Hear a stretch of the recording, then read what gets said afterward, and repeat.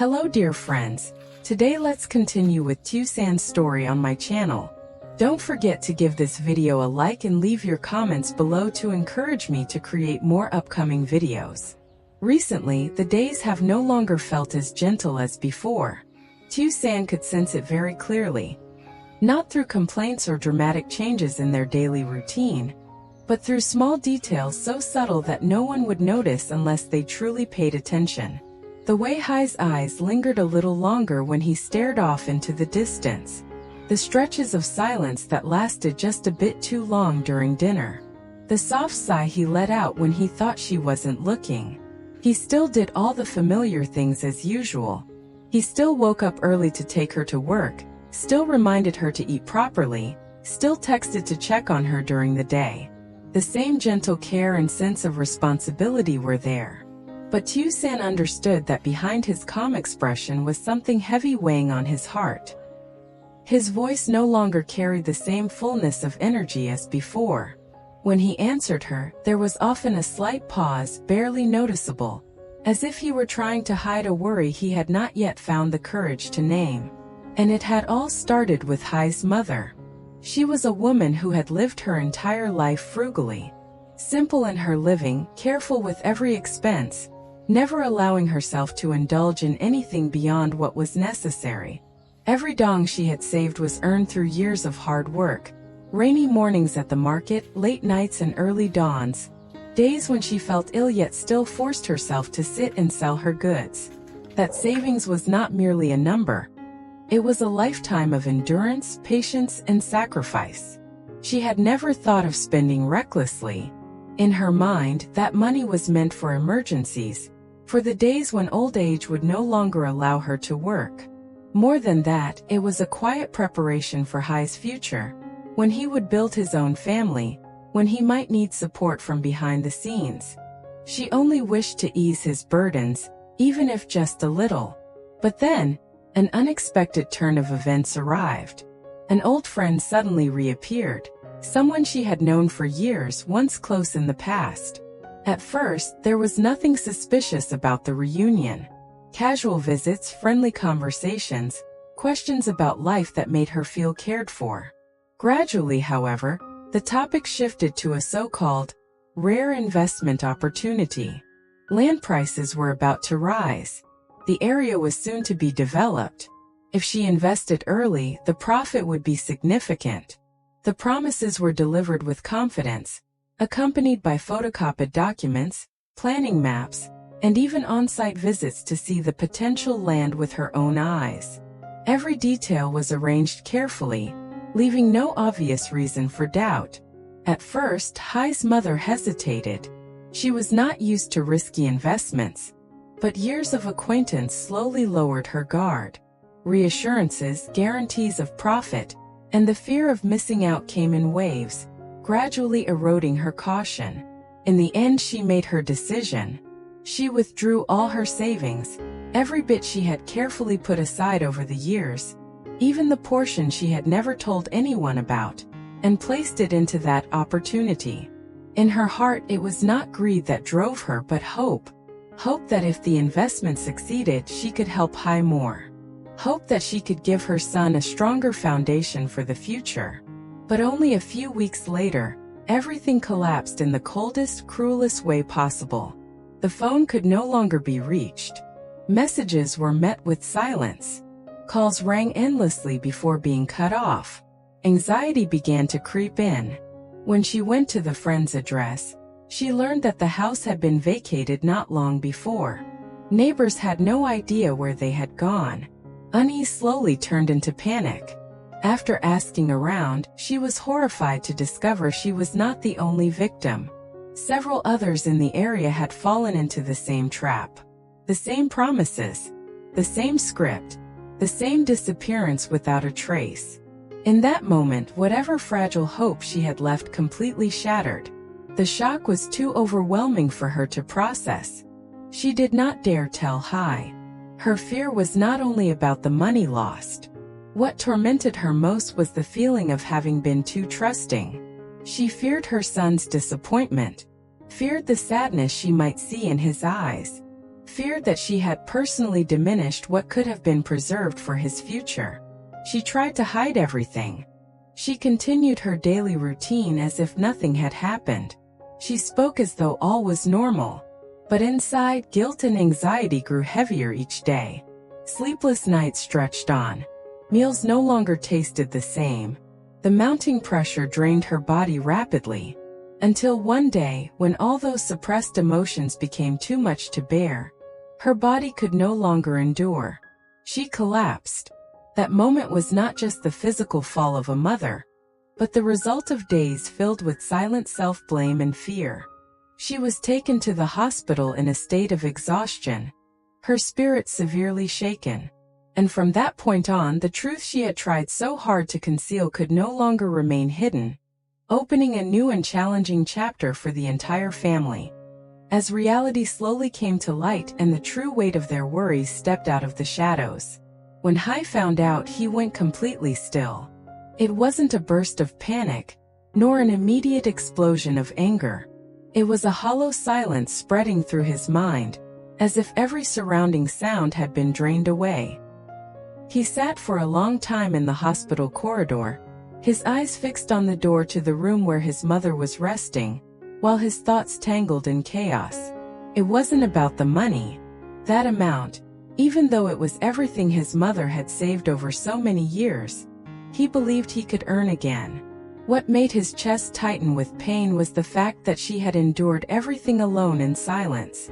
Alone in worry, alone in fear, alone in guilt. And during all that time, he, the son for whom she had sacrificed her entire life, had not noticed anything was wrong. He wondered how many times she had tried to say something but stopped herself. How many calls he had cut short because he was in a meeting. How many meals he had rushed through because of work. Those small signs he should have seen now pierced his heart like sharp needles. The quiet self-blame crept in, not loud but relentless. As soon as Tusan heard the news, she immediately went to the hospital. She didn't ask many questions. The moment she learned that Hai's mother had been admitted, she arranged her work and rushed there that same afternoon. When she stepped into the hospital room and saw the older woman lying there, her face pale and her body visibly thinner, her heart tightened. It wasn't fear or accusation she felt. It was sincere compassion. Though she and Hai were only dating, not yet married, not yet officially part of the family, she had never drawn a clear boundary in her heart. That woman was the one who had given birth to and raised the man she loved. That alone was enough for her to offer respect and care with all her sincerity. She did not speak flowery words. She did not try to appear self-sacrificing. Everything came naturally. On nights when the fever rose, Tusan asked to stay and watch over her. She sat by the bedside, occasionally wiping her forehead gently with a warm cloth. When sleep would not come, she spoke softly, sharing small stories from her day to keep her mind from wandering. The hospital at night was quiet, the steady beeping of the heart monitor echoing softly, and in that stillness, Tusan's silent presence became a source of comfort. Early in the morning, before Hai could arrive, she was already up buying porridge or cooking it herself at home to bring in. She chose light, easy-to-eat dishes, carefully seasoning them just right. As she fed her spoonful by spoonful, she did not mention the money, did not reopen the wound. She simply said gentle things. Please eat a little more so you can regain your strength. The doctor said you need to keep your energy up. That calmness slowly eased the heavy guilt pressing on Hai's mother's heart.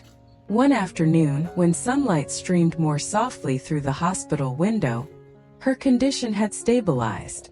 She could sit up though still weak. Hai and Tusan were both by her bedside. The atmosphere that day felt different. No longer tense, but still filled with unspoken thoughts. Hai's mother looked at the two young people before her. Her eyes carried both love for her son and deep remorse. Her trembling hand reached out, first grasping Hai's, then gently pulling Tusan's hand to rest on top of his. Her voice was hoarse from exhaustion and emotion. She told the truth. No more hiding. No more avoidance. Each sentence came slowly, broken but clear. She had used all her savings to invest based on a familiar person's words. She had trusted. She had hoped. And now nearly everything was gone. For a moment the room fell silent. Hoai tightened his grip on her hand. Not too hard, but firm enough for her to feel his steadiness. There was no blame on his face. No disappointment, the very thing she had feared for days. He said only one sentence, his voice low but resolute. Money can be earned again. I just need you to be healthy. It was not long, not poetic, yet it untied the biggest knot in her heart. Days of torment, fearing his reproach or sadness, began to dissolve. Her eyes reddened, but not from despair anymore. Rather from relief, from being forgiven, even though no one had truly blamed her. Tusan, sitting beside them, gently added. Her voice was not loud, but clear and steady. Please don't blame yourself anymore. What matters now is that we solve this together. She did not say we two, as if separating herself. She said together. A simple word, but one filled with companionship. In that moment, she did not stand outside the situation. She stepped into it willingly. After that afternoon, the truth was no longer a heavy secret. Hoai and Tusan began contacting others who had fallen into the same trap. They visited each person his mother mentioned. Some were still in shock. Others had already given up, believing there was no hope. But when they learned someone was willing to stand together to gather evidence, their spirits slowly returned. Long phone calls followed. Meetings to exchange information. They carefully reviewed every detail. Contracts, photocopied documents, text messages, bank transfer statements. Each piece of evidence was printed and neatly organized. Hoai examined every section with caution. Tusan helped annotate and categorize everything. The atmosphere was not loud, but everyone understood. This was the first step toward justice. Together, they prepared a formal report for the police. Not in panic, but with clear determination. Hoai no longer drowned in self-blame like in the first days. He turned his pain into action. And Tusan remained by his side, quiet yet unwavering. And from this point forward, their story entered a new phase. Not merely overcoming the shock of loss, but walking side by side to face the consequences and seek solutions. With unity, with trust, and with the belief that no matter how difficult things become, as long as they do not let go of each other's hands, a path forward will eventually appear. Tusan did not stop at simply caring for Hoai's mother in the hospital or accompanying him in gathering documents. She understood that for the matter to be handled properly, there needed to be clear legal guidance and correct procedures. Therefore, she proactively contacted her older brother, Hung, who currently works in law enforcement, asking him to review the case and guide them through the necessary legal steps. Hung listened carefully to the entire story. He did not rush to conclusions but requested to examine every document, every bank transfer, and every exchanged message. Each small detail was analyzed thoroughly. Gradually, irregularities began to emerge. Contracts lacking legal authentication, photocopied documents without official seals, vague urban planning information, and the bank account receiving the money showing signs of being an intermediary. Based on his experience, Hung quickly realized this was not simply an isolated scam carried out by a single individual. The approach, the method of building trust, the structured fake documentation, even the carefully arranged land viewing scenarios, all indicated a well-planned scheme. Initial investigation and comparison with similar cases suggested signs of an organized fraud ring, operating with a clear script and targeting more than just a few individuals. That information made the atmosphere in the family even heavier.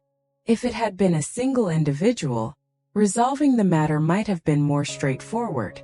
But when it involved an organized group, everything became far more complicated and prolonged.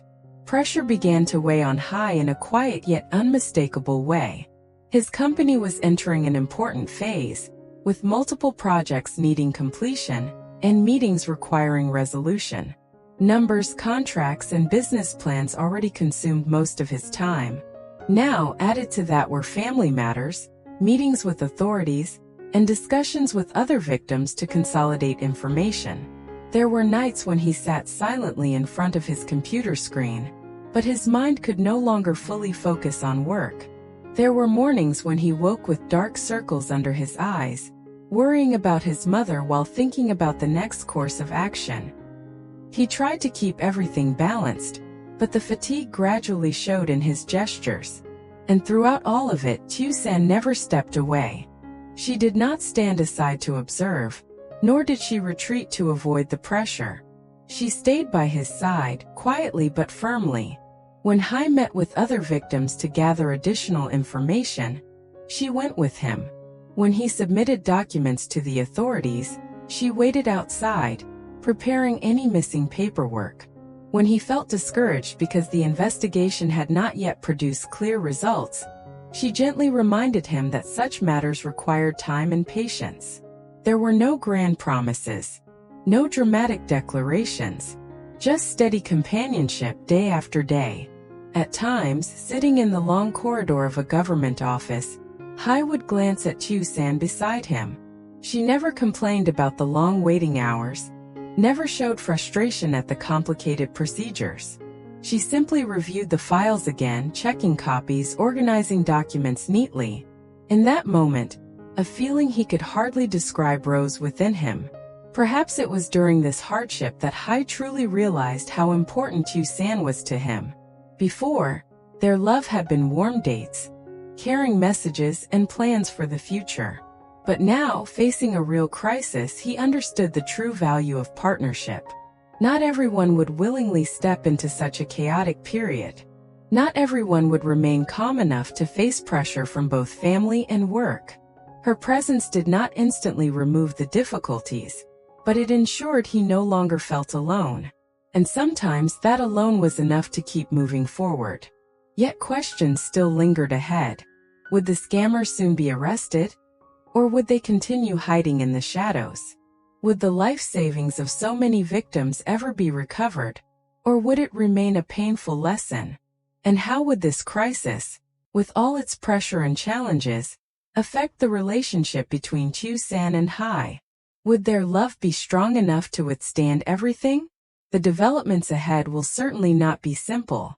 But it is precisely through challenges that a person's true character and genuine feelings are revealed. Stay tuned for the next episode to see the dramatic twists that await them.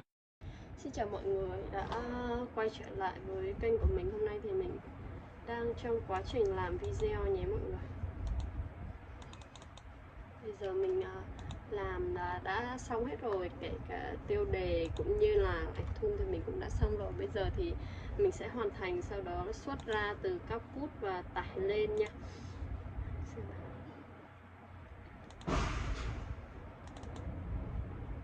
Mình sẽ đăng tải lên và công chiếu vào lúc 7 giờ tối nay. Bây giờ mình sẽ xem kênh trước. Cảm ơn mọi người rất nhiều. Hãy đón xem video của mình vào những ngày tiếp theo nhé. Để đón xem những tập tiếp theo của Tiểu San và hoaica. Để mình tìm kiếm xem.